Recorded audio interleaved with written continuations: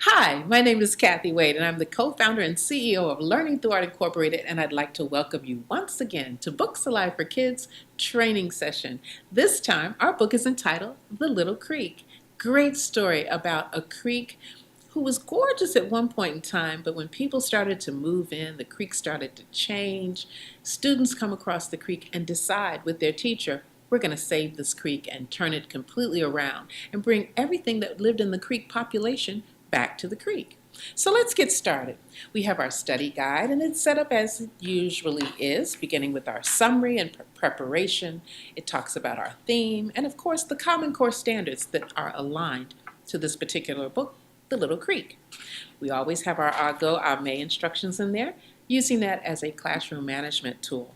Now let's go to session one, where we are actually going to read the book. And as you know, in session one, we always start off with show what you know.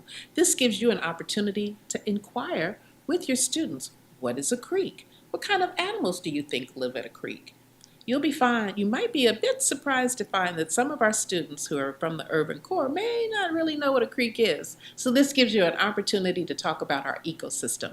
And no matter where you live, as you well know, what you find at a creek in the country are the same things you may find, those pebbles, those stones, those twigs, right within your own city space. So it's always great to get a sense of what our kids know about beds of water, bodies of water. Once you've had that discussion, then you read the book, and it's a great story with wonderful illustrations. Talks a lot about the monarch butterflies, which some of you may have some lesson plans that you already do around that. This is a great way to tie that in. Once you've read the story and the kids have absorbed it and heard it all, then you want to do, now what do you know? And that, of course, is just finding the questions, asking questions after you've read the story to ensure that our students heard what we read about, they caught the themes, they understand the middle, the beginning, and the end. Questions like, how did the creek form? And how did the creek give life to animals? Those kinds of questions are very helpful in enriching the discussion, building out vocabulary, but more importantly, reinforcing that creeks are beneficial to all of us no matter where we live. Then we have a vocabulary where we introduce through the discussion and within the story. So we purposely put in here the words that we have identified from our vocabulary. And then we've also identified where you can find that word in the book so that the kids can actually begin to hear and identify the words as you are telling the story and as you are having the discussion about the story. We always add our classroom activities, including the How I See It, and for this particular activity, we actually made an Emmy-nominated television show entitled Princess Hacha and the Meadow of Bloom, which tells the story again of the little creek as seen through the eyes of a little girl and her imaginary friend. Her name is Princess Hacha in the story, and I think you're really going to enjoy it, and it's our intention to load it up to our YouTube site, so when you go to our website and you click on the little creek to pick up your additional items to work with this book, you'll be able to see that link right there, and you'll be able to turn that on and put it up for your kids to see. It is entitled Princess Hacha and the Meadow of Bloom. We'll not only make it available at YouTube, but we'll also make it available in Symbaloo so that you'll have easier access to it. Then we have our Reader's Theater, of course. And with our Reader's Theater, we are actually going to show you a little bit about that a little bit later. We have our vocab detectives, and then of course our instructional read-alouds. We also decided to put a shout-out box so that we could talk about the importance of water. As we live through the times today and we talk about our climate changing, we talk about our environment, it's very important that we understand the importance of water. You know, there are people in the world, of course, who have very little access to water. So it's really important to have that conversation not only in terms of how it is essential for us as humans to live, but how growing our plants, taking care of our families, just our daily use, the importance of water. Now, with all of that said, let's take a look at our art project. And this time, it's a team building activity, making dioramas. We'll be right back. Well, we're back, and we have once again the great Nina Parr, who's actually going to walk us through the art project for the Little Creek. I do want to make mention, as Nina will point out to you, this is a team building craft. It takes 3 students to build one diorama. So now we're going to get started. Just wanted to point that out to you. You'll have an 8-foot creek when you're finished. Go right ahead. Yeah, so today we're going to be making our dioramas for the book The Little Creek. And to start, I just want to show you everything that you're going to receive in your book box. As Kathy mentioned, it is a small group activity. We anticipate probably about 3 students working on one diorama. So within the small groups of 3, each group will get 1 piece of corrugated board, 1 large piece of blue paper, a few different pieces of construction paper here, and then a sheet of foamy green foam as well. And then the first thing you want to do is fold your blue paper in half. Just fold it hamburger style, completely in half. Hamburger style. And you'll want to glue it to the base of your corrugated board here. Okay. And I definitely recommend using a wet glue because it's going to get a little heavy and this is just going to hold much better. Okay. So once the glue is on, just take 1 piece of your paper and glue it right down on there so that it can open up. Okay. I bet that's going to be our creek and that might be our sky. Yeah, that's right.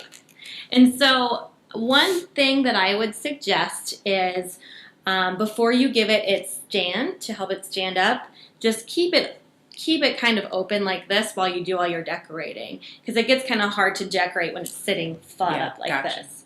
So as Kathy mentioned, I am going to use the base as my creek. As you can see here in the sample, I have a layer of sand or dirt surrounded by some green grass, and that's what we're going to create with our brown construction paper here. That'll be the first thing I do. Okay. Let's just rip a really irregular shape down the middle. Okay. So that will be one side of my creek bed. I'm going to put that on the front of the creek, and I'm going to glue that down. Okay. Any additional excess paper off the side, you can just cut that off at the end. Okay. I like the fact that you can rip this, because when you're looking at a real creek, as most of us know, the side of the creek or the bed of the creek doesn't have a straight line. So that is excellent. I'm going to do the same thing for the other side of the creek. Okay. And I am going to use the side of the paper with the flat edge so I can fit it right up against the edge of that crease there. I love the way that looks. That looks just like a creek. Oh my. So just using that wet glue again. There we go. Okay. So you can see I have basically the shape of a creek here. I like it. Now I'm going to surround the mud and the dirt with some grass. Okay. And the way I'm going to do that is I am going to have to use scissors for this because you can't really tear this very easily. But just using some really choppy scissor marks because I'm going to create the edge of the grass here. Okay. So here's one edge. Let's make that the bottom edge. Got it. I see. You're stacking. You're stacking. It's almost topographical, I actually. love topographical. That's an excellent word. You should look that one up. So there's my bottom. Let's do the same thing for the top using the other flat edge of that grass. And it is important to use that flat edge so that you can push it up against the side. Got it. Just going to rip that tag off. Okay. And glue the top on. Like this. Wow. There we go. So there you go. I have We got our creek bed and our grass. That's This right. is great. So I'm going to just leave that to dry a little bit before I cut off the excess. Now I'm going to work on the background. So I can add some trees, some hills, some mountains, I like that. a cloud, a sun. And I'm going to use that with my yellow. I'm going to use my yellow paper just to make a sun. Obviously, you can draw your shapes first and cut it out. But just to save some time, I'm just going to cut out something that resembles a circle. Okay. And use that for my sun and glue it right up in the sky. Okay. And could I actually draw some birds on it if I wanted to? You can use crayons and markers and draw directly onto the paper if you'd like. Okay. So there's that, and you know what? I have some excess green foam here, so I'm going to use that to make a few hills in the background. Okay, that's great. So I'm just going to basically make a straight line cut. Okay. And then I'm going to use the shape that I already created here as my hills. I like cut that. Place that right there. That's cool. Kind of reminds me of a horizon. Yeah. Yeah. And then I basically have the shapes cut out, and I can stand it up. And the last thing I'm going to do before I add some of my natural elements, which we'll get to, is make this the stand. And you can see, if you would turn that around, I've just made a really simple paper triangle stand. You'll have a piece of white heavy paper, and I'm going to fold it into 3 even sides, and then I have one little excess flap just to make it, to hold it together. So a smaller flap. That way when I open it up and tape it together, I can create a triangle stand. I like it. And I'm just going to use tape for this. You can use glue or staples, but just for time's sake, I'm just going to tape it today. Okay. And then once that is taped, you can use tape again and create kind of brackets with your tape just to support the back of your diorama. I like it. So when your dioramas are all completed, you would literally be able then to stand them next to each other, like so. We have a 2-foot creek here. Just think when we have all 8. We have an 8-foot creek. This is so fabulous. And the last thing that I will add is that we really encourage you to take a nature walk outside and find some natural elements that you can glue right into your creek scene. You'll see here I found just some leaves on the ground, some branches that kind of act as fallen trees or driftwood. You can glue pebbles down to the creek, and I just used wet glue. It doesn't require hot glue or anything, and just make it unique to each group. So I decided to make a little pop-up 3D tree here with some of my remaining materials I had left over.